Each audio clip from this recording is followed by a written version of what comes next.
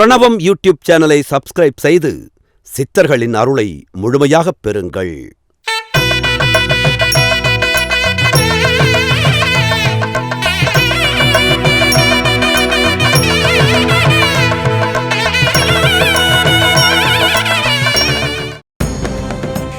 சிவராத்திரி, சிதம்பரம், குண்டலி, வாசி யோகம், பிள்ளையார், இதனின் உண்மை ரகசியம் வெளிப்படுத்தப்படுகிறது. முழுமையாக இக்காணொலியை கவனியுங்கள். வாழ்வில் எல்லா வெற்றியையும் பெறலாம்.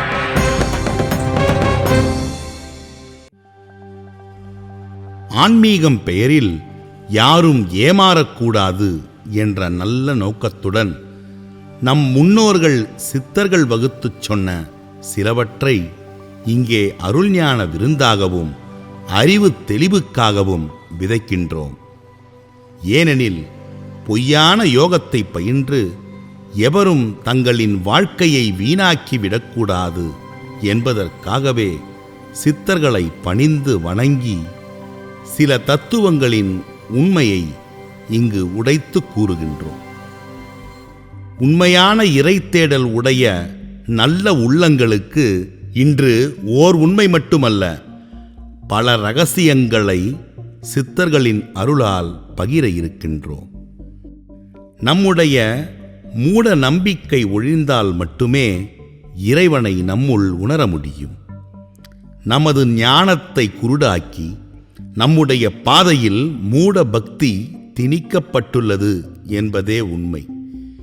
எளிதாக பெற வேண்டிய இறை சக்தியை மறைத்து அதனை எளிதில் உணர முடியாத அளவிற்கு எல்லாம் மறைக்கப்பட்டு சிலர் ஆதிக்கம் செலுத்தியே வருகின்றனர். அந்த இறை ஆற்றலை தேடித்தான் மனித இனம் தலை எது வால் எது புரியாமல் எதை தின்றால் பித்தம் தெளியும் என்று ஓடிக்கொண்டே இருக்கின்றது. இதனால் இறை வழிபாட்டு தலங்கள் பெருகிக் கொண்டே இருக்கின்றதே தவிர அந்த இறை சக்தியை எல்லோரும் உணர்ந்து கொண்டார்களா என்று கேட்டால் இல்லை என்றே சொல்ல வேண்டும். அதனை உணர்த்தத்தான் நமக்கு நம் முன்னோர்களான சித்தர்களின் சித்தாந்தம் வழிகாட்டுகிறது. அந்த இறையாற்றலை தங்களின் சீரிய முயற்சியால் அடைந்தவர்களே சித்தர்கள். அத்தகைய சித்தர்கள் இறை தத்துவங்களை எல்லோரும் அறிந்து கொள்ள வேண்டும் என்பதற்காக சில ஆலயங்களை உருவாக்கி அதனை உடல் தத்துவங்களோடு ஒப்பிட்டு நமக்கு குறியீடுகளாக வகுத்து அதனை பாடல்களாக எழுதி வைத்திருக்கிறார்கள். ஆனால் அதுவும் யாருக்கும் கிடைக்கக்கூடாது என்று கருதியே சில ஆதிக்க சக்திகள் அதில் பெரும் பகுதியை திட்டமிட்டு மறைத்துவிட்டனர். இருந்தாலும் நம் தமிழர்கள் உருவாக்கிய பழமையான ஆலயங்கள் அத்தனையும் மனித வாழ்விற்கு அறிவை வழங்கும் விதத்தில் உடல் தத்துவத்தை உணர்த்துவதற்காகவே சித்தர்களின் வழிநடத்துதலால் கட்டப்பட்டது. அதுதான் இன்று அறிவை தூண்டும் வழியாகவும் இருக்கின்றது. ஆக நாம் ஆலய வழிபாடு செய்யும் போது அக்கோவிலின் தத்துவத்தை உணர்ந்து நாம் பயணித்தால் பேரறிவு பெற்று ஞானத்தை அடைய முடியும். இன்று சிறப்பு வாய்ந்த தத்துவங்கள் நிறைந்த ஆலயங்களில் பூசாரிகளிடம் தலப்புராணம் பற்றி கேட்டால் அவர்கள் எந்த சம்பந்தமும் இல்லாத கதைகளை கூறுகின்றார்களே தவிர அவர்கள் சொல்லும் கதையில் ஞானம் என்பது சிறிதளவும் இருக்கவில்லை. ஆக நாம் எதையும் உணராமல் பூசைகள் செய்வது எந்த பயனமற்றது. வெற்று வழிபாட்டினை நமக்குள் திணித்து நம்மை முட்டாள்களாக்கி சாதி மத சாக்கடையில் தள்ளிவிட்டு ஆன்மீகத்தையும் ஞானத்தையும் இன்று குழி தோண்டி புதைத்து கொண்டிருப்பதை உணர வேண்டும். போதா குறைக்கு இப்போது தியானம் யோகம் என்று கூறி குண்டலினி என்று சொல்லி பெரிய மோசடி செய்யும் நபர்களும் அதிகரித்து வருகின்றனர். பொருள் கொடுத்து அருளை பெற முடியாது என்ற தத்துவம் தெரியாத மனிதர்கள்தான் ஆன்மீகம் என்ற பெயரில் ஏமாற்றம் அடைகின்றார்கள். குண்டலினி என்று எதையோ சொல்லித் தருவதாகவும் யோகம் தியானம் கற்றுத்தருவதாகவும் விளம்பரங்கள் செய்து உலகிலுள்ள பல பீடங்களில் பிழைப்பு நடக்கின்றது. இந்த பிழைப்புவாதி கார்ப்பரேட் சாமியார்களை நம்பி எத்தனையோ பெண் குழந்தைகள் இறந்து போயுள்ளனர். எத்தனையோ குடும்பம் அழிக்கப்பட்டுள்ளது. இதில் லாபம் அடையும் கார்ப்பரேட் சாமியார்கள் தண்டிக்கப்படுவதில்லை. இதை பார்த்தும் பலர் திருந்துவதும் இல்லை. இத்தகு அயோக்கியர்களை ஆதரிப்போரும் அயோக்கியனாகத்தானே இருப்பார்கள். ஆக ஆன்மீகம் பெயரில் நம் தமிழ் மரபை சிதைக்கும் எவராயினும் அவர்கள் கழுவில் ஏற்றப்பட வேண்டிய திருடர்கள் ஆவர். அதாவது, ஒரு பொய் சொன்ன பிரம்மனையே சிவன் சிரத்தை கொய்துவிட்டதாக ஒரு கதை சொல்வார்கள் அல்லவா? ஆனால் இந்த மண்ணில் நம் தமிழ் மரபையே மாற்றி எல்லா கோவில்களையும் திட்டமிட்டு ஆக்கிரமித்து ஆதி தமிழர்களான நம்முடைய ஞான பரம்பரையை இழிவுபடுத்தி ஆலயத்திற்குள் நுழைய விடாமல் தடுத்து இங்கிருந்த கலைகளையும் ஊர்க்கதைகளையும் தனதாக மாற்றி புராணம் பாகவதம் என்று கடவுள் பெயரில் மூட நம்பிக்கை கதைகளை தங்களின் ஆதாயத்திற்காக விதைத்து இந்த பேரண்டத்திற்கு எதிரான கொடுங்குற்றம் கற்பித்த கயவர்களை சிவனிடமே விட்டுவிடுவோம். சரி, குண்டலி, வாசி, சிதம்பரம், பிள்ளையார், மீனாட்சி, சிவராத்திரி எல்லாவற்றையும் இந்த காணொளி மூலம் அறிந்து கொள்ளலாம். வாருங்கள். முதலில் குண்டலி என்ற சொல் மட்டுமே உண்மை. பலரும் குண்டலினி என கூறுவது முற்றிலும் தவறு. எல்லா சித்தர்களும் குண்டலி என்ற சொல்லையே பயன்படுத்தினார்கள். சித்தர்கள் குண்டலியை வாளை தாயாகவும் வணங்கி பாடல்கள் எழுதியுள்ளார்கள். தங்களின் நூல்களில் குண்டலியை ஓர் பாம்பு வடிவில் சொல்லியுள்ளனர். ஆனால் உண்மையில் அது பாம்பு அல்ல, அது ஒரு தத்துவம்.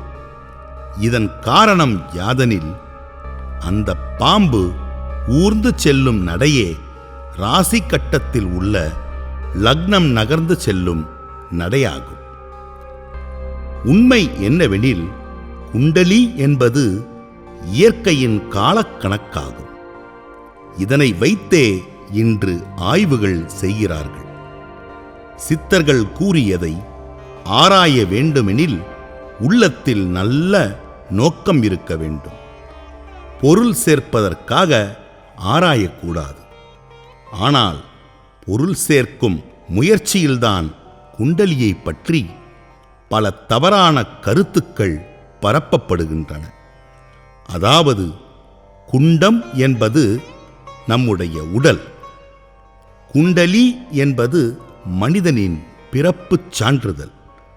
அதில் தலை என்பதை லக்னமாகவும், தலை முதல் வால் வரை உள்ள பகுதியை 12 ராசிகளாகவும் சித்தர்கள் உருவாக்கி வைத்து குண்டலி பயணிக்கும் காலக்கணக்கை அறிந்து சிவயோகம் என்ற வாசி யோகத்தினை செய்வர்.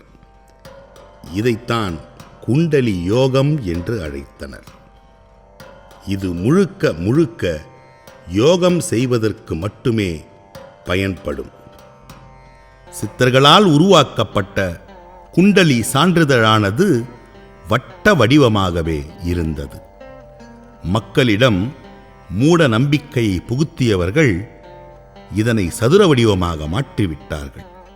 அது மட்டுமல்ல, நமக்கு சோதிட கட்டம் என்ற சதுரமான ஒன்றை இங்கே திணித்து வட இந்தியாவில் நாம் வைத்திருந்த குண்டலியை பெயர் மாற்றியும் பயன்படுத்துகிறார்கள். அங்கு நம் சித்தர்கள் கண்டறிந்த குண்டலியை வடக்கு குண்டலி என்று சொல்லி அதற்கு டைமண்ட் வடிவம் கொடுத்திருக்கிறார்கள். அதாவது, இந்த குண்டலி துவங்கும் இடம்தான் கன்னி மூலை என்பதாகும். இதையே மூலாதாரம் என்றும் நிலம் என்றும் கன்னிமூல கணபதி என்றும் கூறுகிறார்கள். அவ்விடத்தை சதுர்த்தி திதியாகவும் சித்தர்கள் சொல்லி வைத்துள்ளனர். அதுவே கன்னி ராசியாகவும் புதனின் வீடாகவும் இருக்கிறது. உடலில் மூலாதாரம் என்பது சிதம்பரம் ஆகும். இதனை பொன்னம்பலம் என்று சித்தர்கள் அழைத்தனர். பொன் என்பது குருவாகும். பொன்னம்பலத்தில்தான் இடது காலை தூக்கி நடனமாடும் தத்துவம் சொல்லப்பட்டிருக்கிறது. இது ஒரு யோகம், அதாவது மோட்சத்திற்கான பயிற்சியாகும்.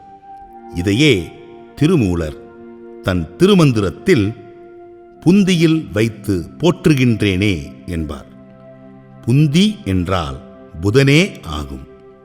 அதாவது புராண கதையில் பிள்ளையார் அனுமதித்தால் தான் சக்தியையும் சிவனையும் காண முடியும் என்று சொல்லியிருப்பார்கள்.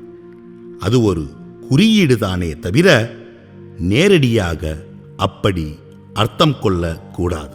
3ஆம் பிறைக்கு அடுத்து வருகின்ற 4ஆம் நாளான சதுர்த்தி அன்று வாசி செய்ய பழக வேண்டும்.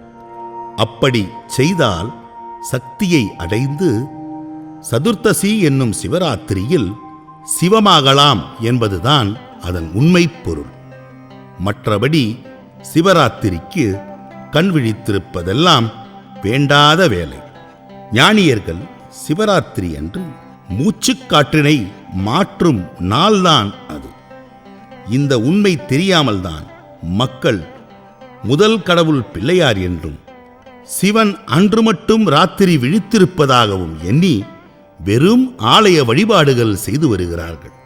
மீனம் ராசி என்பது வா என்ற காற்றின் தத்துவமாகும். இது மேலும் கீழும் செல்லக்கூடியது. விசுத்தியை குறிக்கின்றது. அதுதான் சரவண பவ. மீன ராசி என்றால் மீனாட்சி. இது வெள்ளியை குறிக்கின்றது. சுக்கிரன் உச்சம் பெறும் இடமும் இதுதான். இந்த இடமே மதுரை மீனாட்சி. இங்குதான் நடைராசர் கால் மாற்றி வலது காலை தூக்கியாடிய வெள்ளி அம்பலம் ஆகும். அமாவாசை மற்றும் பௌர்ணமிக்கு இடைப்பட்ட திதிகளில் அமிர்தம் எந்த ஆதாரத்தில் உள்ளது என்பதை அறிவதுதான் வாசி யோகத்தின் கணக்காகும். இதுவே குண்டலியின் உண்மையான சூட்சுமம். இதுதான் குண்டலியின் உண்மையான தத்துவமும் ஆகும். இனி எவரேனும் குண்டலினி யோகப் பயிற்சி சொல்லிக் கொடுப்பதாக சொன்னால் அவர்களை புறந்தள்ளுங்கள். அவர்களுக்கு குண்டலி யோகத்தை பற்றி தெரியாது என புரிந்து கொள்ளுங்கள். இதற்கு மேலும் குண்டலியை பற்றி தவறாக பயிற்றுவிக்கக்கூடாது என்பதற்காகவே இந்த உண்மை வெளிப்படுத்தப்படுகிறது. இந்த காணொளியை பார்த்த பின்பு சிலர் புதிதாக வகுப்பெடுக்க கூட ஆரம்பித்து விடுவார்கள். ஆக எங்கும் பயணிக்காதீர்கள். இப்போது நாம் வாசி என்றால் என்ன, அதனை எப்படி செய்ய வேண்டும்? வாசிக்கலையை கொண்டு சித்தர்கள் மரணமில்லா பெருவாழ்வை அடைந்தார்கள் அல்லவா? அன்றே நம் மக்கள் வாசி என்ற சிவயோக தத்துவத்தை உணர்த்துவதற்காகவே ஆலயம் ஒன்றினையும் எழுப்பி வைத்துள்ளார்கள். ஆம், தருமமிகு சென்னைக்கு அருகிலுள்ள திருவள்ளூரில் வாசீஸ்வரர் திருக்கோவில் என்ற பழமையான ஆலயம் ஒன்று உள்ளது. அக்கோவிலில் தல விருட்சம் மூங்கில் மரமாகும். இங்கு நாம் சிந்திக்க வேண்டும். காற்றின் குறியீடுதான் மூங்கில் பிரதானம். அக்கோவிலில் விநாயகர் சபை கூட நிறுவப்பட்டிருக்கிறது. ஆக யார் அந்த விநாயகர்? மனித முகத்தில் எப்படி தும்பிக்கை வந்தது என்று ஞானத்துடன் சிந்திக்க வேண்டும் அல்லவா? இங்கு உணர வேண்டியது தும்பிக்கை உருவத்தைத்தான். அதாவது நாம் யோகம் செய்யும்போது நம் கைகளைக் கொண்டு மூக்கினை பிடித்து காற்றை இழுப்போம். இதனை காட்சியாக உருவகப்படுத்தி பார்த்தால் நம் முகத்தில் ஓர் துதிக்கை போன்று உருவம் இருக்கும். வாசியோகம் செய்யும் காட்சியை சிலையாக வடித்தபோது அதனை ஒரு யானையின் முகமாக வடித்து விட்டார்கள். இதனால் என்னவாயிற்று என்றால் விநாயகர் உருவம் முக்கியத்துவம் பெற்றுவிட்டது. மாறாக வாசி யோகக்கலை புரியாமல் போய்விட்டது. இதனை அறிவுறுத்தவே திருமூலர் அன்றே தன் திருமந்திரத்தில் ஓர் பாடலை கூறியுள்ளார். இடக்கை வலக்கை இரண்டையும் மாற்றி துதிக்கையால் உண்பார்க்கு சோரவும் வேண்டார், உறக்கத்தை நீக்கி உணரவல்லார்கட்கு இரக்கவும் வேண்டாம், இருக்கலுமாமே. திருமந்திரம். இதுவே மரணமில்லா பெருவாழ்விற்கான முதல் வாசிப்பயிற்சியாகும். பொதுவாக நாம் ஆலய வழிபாடு செய்யும்போது கருவறையில் உள்ள இறைவனை வணங்குவதற்கு முன்பு நந்தியை வணங்கிவிட்டு அர்த்த மண்டபத்தினுள் நுழைந்து இடப்புறம் வீற்றிருக்கும் துவார பாலகரை வணங்கி கருவறைக்கு சென்று இறைவனை வணங்கி வலப்புறம் சுற்றி வருவதை நாம் சடங்காக வைத்துள்ளோம். இதுதான் வாசி தத்துவம். அதாவது மனித உடலில் நந்தி என்பது நம் மூக்கினை குறிக்கின்றது. அந்த மூக்கின் 2 துவாரங்கள் தான் 2 துவாரக பாலகர்கள். நம்முடைய புருவ மத்திமம் தான் கருவறை என்பதை புரிந்து கொண்டு விட்டால் போதும். உள்ளம் பெருங்கோயில் ஊனுடம்பு ஆலயம் என்று புரிந்து கொண்டு விட்டால் ஞானம் பெறலாம். இப்போது வாசி யோகம் செய்வதைக் காண்போம். முதலில் மூக்கான நந்தியை பிடித்துக்கொண்டு இடப்புறம் உள்ள துவாரம் வழியாக மூச்சுக்காற்றினை உள்ளிழுக்க வேண்டும். மூச்சினை இழுத்து வலப்புறம் உள்ள துவாரம் வழியாக வெளியே அனுப்ப வேண்டும். அப்படி அனுப்பும்போது அக்னி எனும் ஆக்ஞையான வாசலுக்கு வழிதிறந்து மூச்சானது கருவறையில் நிலை கொள்ளும். இப்படி இடப்பக்கமே செய்து கொண்டிருந்தால் அதன் பெயர் சிவ யோகம் ஆகும். இதனை காலையில் செய்ய வேண்டும். ஏனெனில் இது பித்தத்தை நீக்க உதவும் அற்புத பயிற்சி முறையாகும். அதைப்போன்று மூக்கான நந்தியை பிடித்துக்கொண்டு வலப்புறம் உள்ள துவாரம் வழியாக மூச்சுக்காற்றினை உள்ளிழுத்து இடப்புறம் உள்ள துவாரம் வழியாக வெளியில் விட வேண்டும். இப்படி வலப்புறம் வழியாக மூச்சினை இழுக்க இழுக்க அக்னி எனும் ஆக்ஞையான வாசலுக்கு வழிதிறந்து மூச்சு கருவறையில் நிலை கொள்ளும். இப்படி வலப்பக்கமே செய்து கொண்டிருந்தால் அதன் பெயர் சக்தி யோகம். இதனை மாலையில் செய்ய வேண்டும். ஏனெனில் இது கபத்தை நீக்க உதவும் ஓர் அற்புத பயிற்சியாகும். இதே போன்று மூக்கான நந்தியை பிடித்துக்கொண்டு இடப்புறம் உள்ள துவாரம் வழியாக மூச்சுக்காற்றை உள்ளிழுத்து வலப்புறம் உள்ள துவாரம் வழி அனுப்ப வேண்டும். பின்பு அடுத்த சுவாசத்தை வலப்புறம் உள்ள துவாரம் வழியாக இழுத்து இடப்புறம் துவாரம் வழியாக வெளிவிட வேண்டும். இப்படி மாறி மாறி செய்வதுதான் சிவசக்தி யோகம். இதனை பகல் உச்சி வேளையில் செய்ய வேண்டும். ஏனெனில் இது வாதத்தை நீக்க உதவும் ஓர் அற்புத பயிற்சியாகும். இப்படி பழகி வரும்போது வாதம் பித்தம் கபம் அனைத்தும் சமநிலையில் இருக்கும். மாய வாழ்க்கையும் மெய் வாழ்க்கையும் பின்னி பிணைந்து ஒரு கட்டத்தில் கருவறையில் நம் சீவன் நிலைத்து சித்தம் உண்டாகி அதுவே நம்மை சிவமாக்கும் மரணமில்லா பெருவாழ்விற்கு வழிவகுக்கும். அதற்கு தினமும் ஒரு ஞாழிகை 24 நிமிடம் செய்து பழக வேண்டும். அதன் பின்பு 2-3 ஞாழிகைகள் வாசி பழகலாம். அது அவரவரின் மனநிலையை பொறுத்தது. இப்படி மூச்சான சுவாசத்தின் நடையை உணர்த்துவதுதான் நடை ராசர் தத்துவம். ஆனால் நம்முடைய சித்தாந்தத்தை மறைக்க பரதக் கலையுடன் இணைத்து அதனை நடனராசனாக்கிவிட்டார்கள். இதிலுள்ள தத்துவ ஞானம் சிதம்பரத்தில் உள்ள பூசாரிகளுக்கு சிறிதாவது தெரியுமா? தெரியாது. இப்படி லட்சக்கணக்கான தத்துவங்களை மறைத்து வெற்று பூசைகளில் நம்மை அடிமையாகவே வைத்திருக்கிறார்கள். உண்மையான குண்டலி பயிற்சியை செய்யும் போது வாதம், பித்தம், கபம் சமநிலைக்கு வந்து நம்முடைய குண்டம் எனும் உடலில் நல்ல அதிர்வலைகள் உண்டாகும். அக்கணம் அண்ட சராசரங்களும் நம்முள்ளே உணர்த்தப்படும். இந்த யோகத்தின் பெயர்தான் வாசி யோகம். இதுதான் குண்டலி யோகமும் கூட. இப்படி வழிபாட்டையும் தத்துவத்தையும் ஒரு சேர அள்ளி ஞானத்தை வழங்கிய தமிழர்களான நம் சித்தர்கள் எத்தனை பேரறிவு பெற்ற பெருமகன்களாக இருந்திருக்கின்றார்கள் என்பதை நாம் உணர்ந்து அந்த சித்தர்களை வணங்குதல் வேண்டும். பொய் பூசைகள் செய்து பொருள் இழப்பதால் எப்பயனும் இல்லை. மூச்சு காற்றான சுவாசத்தினை இடமிருந்து இழுத்து வளமாக வெளியில் விட்டு பழகும்போது நாம் சிவத்தை மட்டுமே அடைய முடியும்.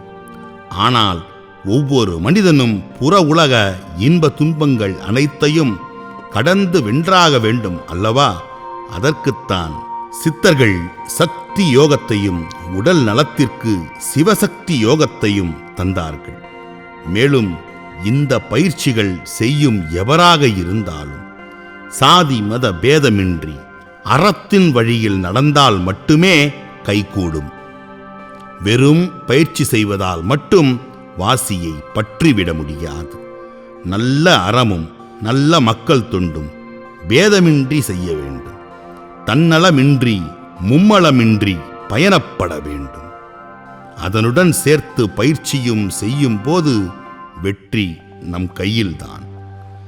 மேலும் முதலில் நாம் வாசி பழகும் போது மூச்சுக்காற்றை 8, 16, 32, 64 என்ற வினாடிகளில் அடக்கி கும்பகம் செய்தல் கூடாது. அப்படி கும்பகம் செய்த பலருக்கும் வாதம் உண்டாகி உடலில் பல பிரச்சனைகள் ஏற்பட்டு இருக்கின்றது. பல தியான பீடங்கள், யோக மையங்கள் யாருடைய உடல் தன்மையையும் அறியாமல் எதையோ குண்டலினி என்று சொல்லி தவறுதலாக வகுப்பெடுத்து ஏமாற்றி பிழைப்பு நடத்துகிறார்கள். அதாவது ஒரு நாளைக்கு 2 மணி நேரத்திற்கு ஒரு முறை கிரகங்கள் மாறுவதுதான் அதன் இயல்பு. இது எல்லோரும் அறிந்த ஒன்றுதான். அதற்கேற்பத்தான் நாம் வாசியை பழக வேண்டும். ஆனால் இன்று அவ்வாறு வாசியை செய்தாலும் அது தவறாகவே இருக்கும். ஏனெனில் நம்முடைய கிரகங்களின் ராசி கட்டங்களை மாற்றி அதிலும் மிகப்பெரிய குளறுபடிகள் நடந்து இருக்கின்றது. ஆக இந்த பேரண்டத்தின் கிரக நிலைகள் மாறிக்கொண்டே இருக்கும்.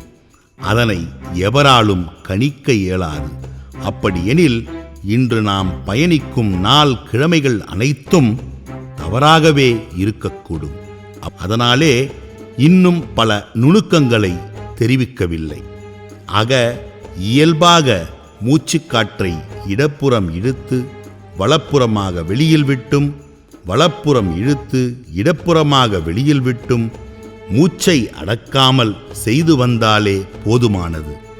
நம்முடைய உள் உறுப்புக்கள் அனைத்தும் பலப்படும்.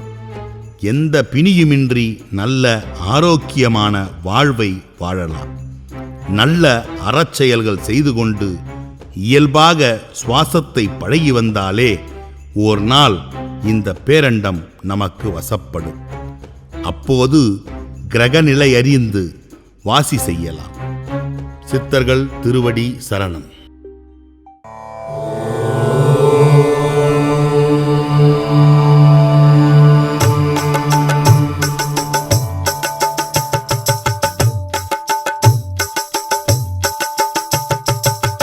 எட்டிரண்டும் பத்தாகும், எட்டிரண்டும் பத்தாகும்.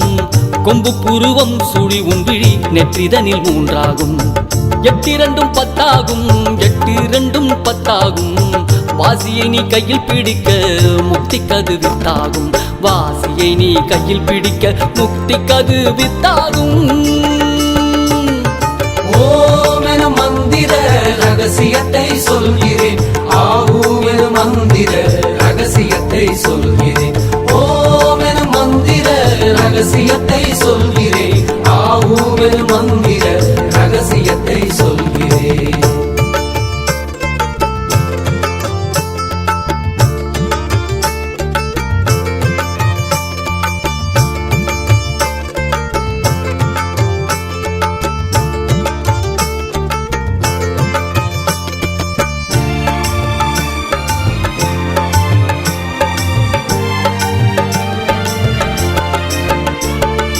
ஓமெனும் ஓங்காரம் ஒரு மொழியாகும். ஓமெனும் ஓங்காரம் ஒரு உருவமுமாகும். ஓமெனும் ஓங்காரம் பல பேதமுமாகும். ஓமெனும் ஓங்காரம் முக்தி சித்தியாகும்.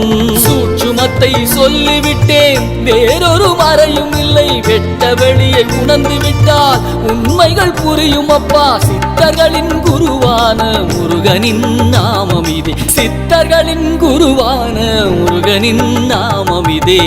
8 2 10 ஆகும். 8 2 10 ஆகும். கொம்பு புருவம் சுழி உன்விழி நெற்றிதனில் 3 ஆகும். 8 2 10 ஆகும். 8 2 10 ஆகும். வாசியை நீ கையில் பிடிக்க முக்திக்கது வித்தாகும்.